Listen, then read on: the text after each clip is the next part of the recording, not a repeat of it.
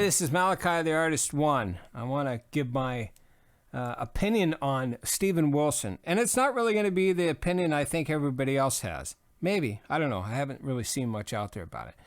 I want you to look at the thing right here that says trademark. That's a key element to, I think, what he's trying to show. The utter absurdity behind the world and the way corporate world thinks. That's my opinion. I don't know. I don't know the man. We're both about the same age. I'm actually younger than he is, and I look far worse. Look at me. But Stephen, this is what happens when you get married. And you're married and your wife doesn't like your music career because it's taking too much time from the children. You know, that kind of thing. And then 10 years later, losing like $12 million and multiple houses and a huge coffee company. Anyways, I wish you the best, my friend. I found out about Porcupine Tree and this guy from a fan of mine over in Europe about when I was getting my divorce. And asking people what's some cool music I should be listening to, and they all said, "Oh, you should hear Porcupine Tree. The guy sounds like you." And I go, "Oh, okay." So I listened to it. Loved the drummer. Loved some of the stuff. Became a fan. Went and saw him. I was sitting front row seat in Seattle. Their first show. The last Porcupine Tree album that they did. When was that? 2012 or something? Or no, wait. That wasn't 2012. That was like 2009 or 2010, something like that. Anyways, very cool album, very conceptual, obviously. And this whole thing is another concept too, but it's kind of like, I think Porcupine Tree, didn't they do a lot of music in regards to technology? And I remember seeing something about smashing iPhones and things of this nature. So this is just another arm of the system that tries to own everything. Own everything. Sometimes that's why I wonder why he does so much. But then again, you know, there's nothing wrong with doing a lot of things. But I think sometimes maybe the whole Porcupine Tree thing was because of the fact that the industry is getting very tough to make any money, to be honest with you. It's hard. And really you have to own, I hate to say it, you have to own everything. The whole song, everything. All the writing as far as that. Because there's no money in it, you know? And all the money's taken up by the corporations that put copyrights and trademarks and block this and block that and claim they own this and claim they own that. I'm so glad in 1999 when I had a song on the radio, I was charting top 10. It was more pop music, but I didn't sign any deals with anybody. I could have signed deals. I've had them on the table. I had Island Records. I had a lot of stuff on the table because I know people in the business. I was a producer. I was producing other people's stuff. But anyways, a buddy of mine, his name was Sky Saxon. I remember him. He's an old hippie. He had a song called Pushing Too Hard. Coolest guy in the world. I loved working with him. I worked on a couple albums with him. And he would listen to my stuff. He'd go, "Oh, man, this is cool." And then he'd say, "Don't sign with anybody. Do your own thing. License it out." That was his big thing. You just license it out. So that's what I did with an album I did. I did these secondary agreements with distributors out of Brazil and Europe and stuff like that. And I gave them rights to produce so many albums. Of course, they probably produced more, but oh well. So you do a contract with them. You say you have right in your country to produce 10,000 units, and they would give you a little bit of upfront money, and you do it yourself, like record labels. But that was then. This is now a totally different world. Nowadays, it's like back then you could sell 100,000 albums and make $5 an album selling it on your own. Or you'd get paid, $1 an album usually sometimes. And you might be able to make a living. Now, unfortunately, I think I sold 70-some thousand albums. But unfortunately, nowadays, you have to get a million views to make $1,000. It doesn't compute. So I understand why the guy goes out and does his own thing, because then he kind of, he can make a living, because it's not easy to make a living right now. And then really it's not easy to make a living when you're a guy that's probably, I presume the guy's written a few hundred songs. He's probably got a catalog at least 300-400 songs. I know I do, but nobody knows me, so it's not a big deal. I'm not putting myself in his league. Don't even think that. But it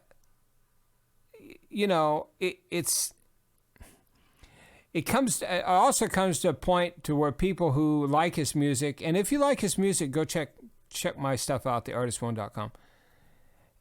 But you get to a point to where you're telling your fans, and I do this sometimes too. I have somebody go, "Oh, that's cool, but I'd added this. Oh, that's cool, or maybe you should do this.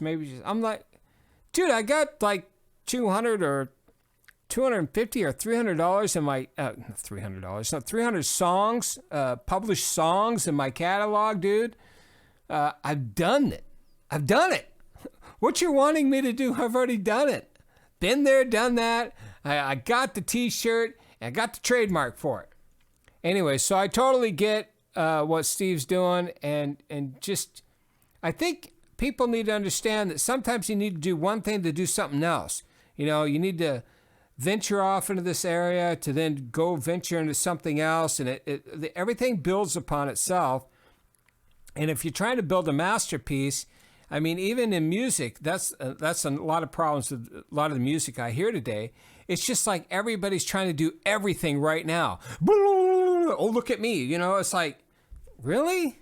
I mean, kind of making music is like making love. You don't just, maybe some kids do, but it's kind of like it take a little time, let it last for a little while. Don't just go all in unless you're, with some whore or something, and she's got I got 10 minutes, that kind of thing. And then you're like, for me, it'd be like, oh shit. Well,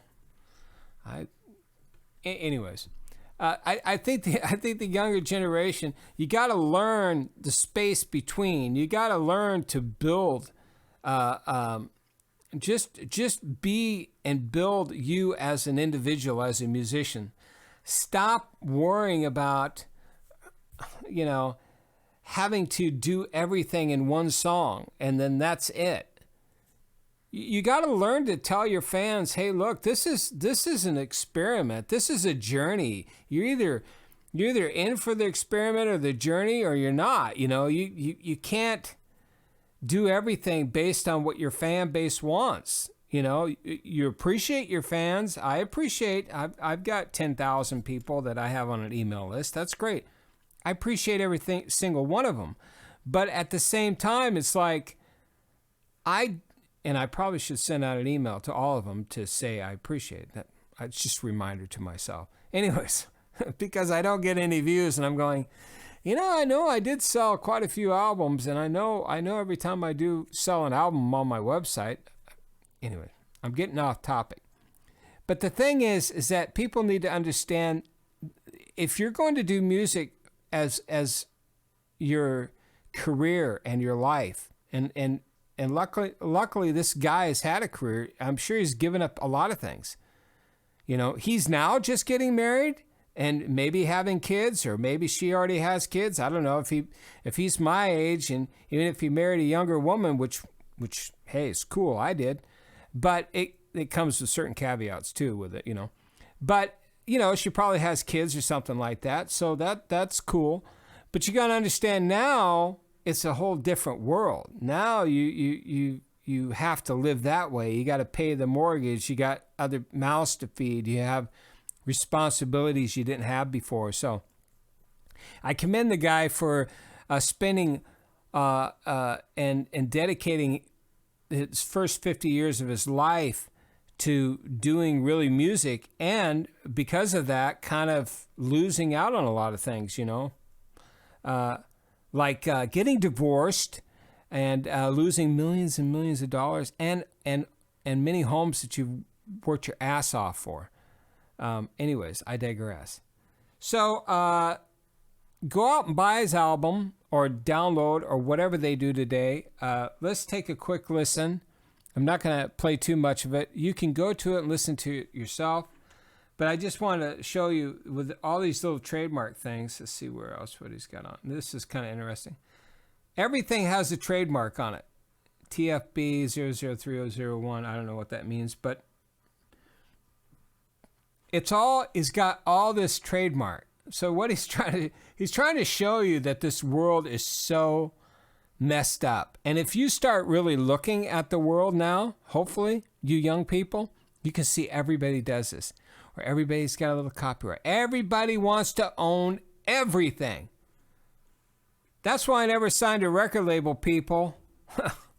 It probably to my detriment. I could probably be 50 years old right now and really making a really good living off of all my old crap like everybody else is doing. But I refused at the time to sign with a label, even though I was down in LA and dealing with all the people. And I knew a bunch of people that know me. They know I worked with, guys from Steppenwolf and Bootsy Collins and George Clinton and all Prince. I worked with so many people back before I even turned 30. I was in my 20s, man. So I knew everybody. I didn't know everybody, but I knew a lot of people. And I had the record labels, and I knew the people that were running this stuff. Matter of fact, right now, I still have good friends that were former presidents of, Atlantic Records and obviously Geffen Records and Island Records and different people like that for many years. There's a couple of guys are still in the industry, still doing what they're doing. I've had a couple artists I tried to get to them and sign to them. One is Hollywood Records, I guess. I don't know what happened with that company, but anyways, they supposedly signed an artist that I was managing for a while. Anyway, I don't know what they can offer anymore, but back then they could offer you certain aspects of distribution, which foolishly and unfoolishly I didn't take because I didn't want to give up everything. I didn't want to give them my trademarks. I didn't want to give them 100% copyrights and like I said, or maybe I didn't because I recorded this a couple times. Like I said, when I was working with Sky Saxon of the Seeds. I don't know if you've ever heard that group, the Seeds, Pushing Too Hard. Anyways, he heard my music, and also Golden McJohn of Steppenwolf. It's like, they said, hey man, dude, just license your own stuff. License your own stuff. Find your own distributors. I found my own distributors in different countries. I made my own deals. Brazil, I gave a distribution company the right to produce 10,000 units. Hopefully they did. They may have produced more. They may have produced less. And then they paid me. They paid me, I made like $1.75 each. So it's like, for me, it was like, well, I can make $1.75 and take all my money, or I can sign with this record company and they're going to give me a point. So maybe I'd make $1 an album, but then I have to pay for everything too. So then they deduct the cost of making the album. They deduct all these other costs. By the time everything's done, you can sell 100,000 albums and make 10 grand. Oh, the days, back in the days, man. But anyways, don't be too hard on this guy. He's married now. Well, wait what you look like in 10 years, buddy. Anyways, I only wish the best for people. I still even wish the best for Sharon Stone, my ex-wife. So you guys all have a good one. Go check out my website, theartist1.com. I am working on new music. Very different stuff, as I always do. And maybe one day I will be as famous as old Steven Wilson. Maybe I can work with the guy. I think the guy's pretty cool. I don't know. Who knows? I worked with a lot of people. There's some people I've worked with that I thought, I don't know if I'll work with. And then there's some that I thought, man, this would be cool if I worked with this guy, and then it kind of worked, and it's like, no, there wasn't anything there. Wasn't there? I will tell you a cool jam, just a quick story. Golden McJohn, he was a friend of mine. He was the old keyboard player of Steppenwolf. And one time he said, "Hey, man, why don't you come on over and bring your drums, dude?" That kind of thing. And so he had a house up in SeaTac. So I took my drums over there one time, set them up, and we played for hours, man. And it was the coolest thing. We didn't record it though. I should have recorded it. Even he said, "Man, we should have recorded this." I said, but he after that, after we played that one time, he kept calling me Gene Krupa or Gene Cooper. Yeah, that drummer guy. He goes, "Man, you remind me of Gene Krupa," because I was doing some, And he goes, "Oh, I thought you were just a straight ahead rock drummer." I says, No, man, I play it all, man. I like playing some jazz and fusion stuff, and I said I was into the prog rock scene for a long time, and I like all of it. And I was a session player for many, many years on many different albums. So you have to learn. I remember. You have to learn how to play the stage. I've played with reggae bands, and you can't play a rock beat if you're doing reggae, okay? It just doesn't work. So you got to learn how to groove with it, It's like when you're playing blues, you got to learn how to do the shuffle, Anyways, Malachi signing out. Hey, check out just check me out. Check me out, man. Buy my merch, which I don't have any. Maybe that's my problem. I need to make more merch and put my little trademark on it. Anyways, go buy his album. He seems like a decent guy. We'll talk at y'all later.